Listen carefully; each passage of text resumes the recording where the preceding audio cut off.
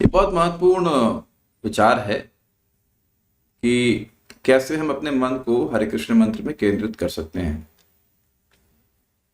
दो बातें यहाँ पे बताई गई हैं। एक बात यह है कि जो ये परम पूज्य भक्ति भृंग गोविंद महाराज ने समझाया इस बात को कि पहले हरे को पकड़ने का प्रयास करें। जो हरे कृष्ण मंत्र इसमें है उसमें पहले हरे को अगर सुनने का प्रयास करेंगे तो काफी संभावना है कि हम इस फ्रेम ऑफ माइंड में रहेंगे कि पूरा महामंत्र सुन सके। एक्चुअली हम लोग सुनने के लिए अगर हम उतावले होते हैं या सुनने के लिए आई वॉन्ट टू हियर इस भावना में रहते हैं तो हम अंदर से अपने मन को अपने कान से कनेक्ट कर लेते हैं या अपने कान को कर्ण इंद्रिय को अपने मन से कनेक्ट कर लेते हैं। समझ रहे हैं बात? अगर उस मोड में रहे हरे कृष्ण सुनना है ऐसे करके इंटरनली व्यक्ति रहता है, ध्यान से सुनना है, तो काफी संभावना है कि पूरा महामंत्र हम सुन लेंगे और हमें अधिक लाभ प्राप्त होगा। दूसरी बात क्या है, अगर आप वो भी कर सके, अगर कर सके तो उसे कहते हैं मंत्रार्थ चिंतनम। तो एक तो हो गया आपके मन को मन संहरणम, मतलब मन का संहार करना, खींचना मन को। बहुत जगह मन की भटकने की प्रवृत्ति है, उसे खींचना और केंद्रित करना हरे कृष्ण मंत्र में। तो पहला हरे को पकड़ने का प्रयास करेंगे तो काफी संभावना है कि हम पूरे महामंत्र को सुन पाएंगे। नई नई बातें नहीं है, वही चीजें थोड़ा अलग तरह से समझाई जा रही है। और दूसरी बात अगर हो सके तो कम से कम अवेयर रहे कि मैं किस लिए प्रार्थना कर रहा हूँ। हे श्रीमती राधा रानी, हे कृष्ण, हमें अपनी सेवा में आप नियोजित कीजिए। Simple simple prayers.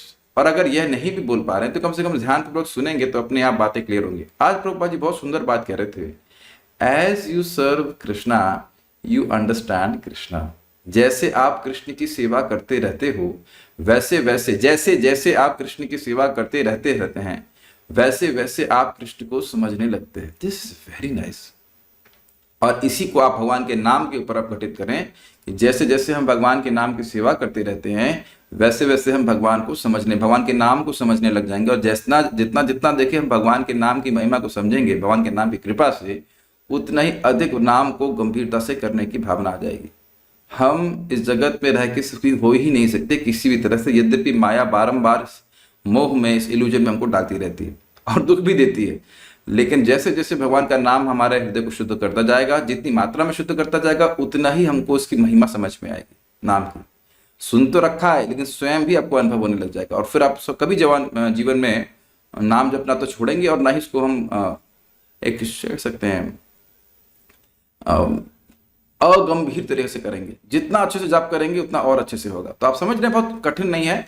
और मन चाहे कहीं भी भागे, ध्यान दीजिएगा, मन चाहे कहीं भी भागे, जीव लगी है तो हमको फायदा होगा, लेकिन अगर हम उसको सुनते हैं तो और बहुत अधिक लाभ प्राप्त होगा। ठीक है, सो विल चैंट नाइसली और let try to chant nicely. Okay, Hare Krishna.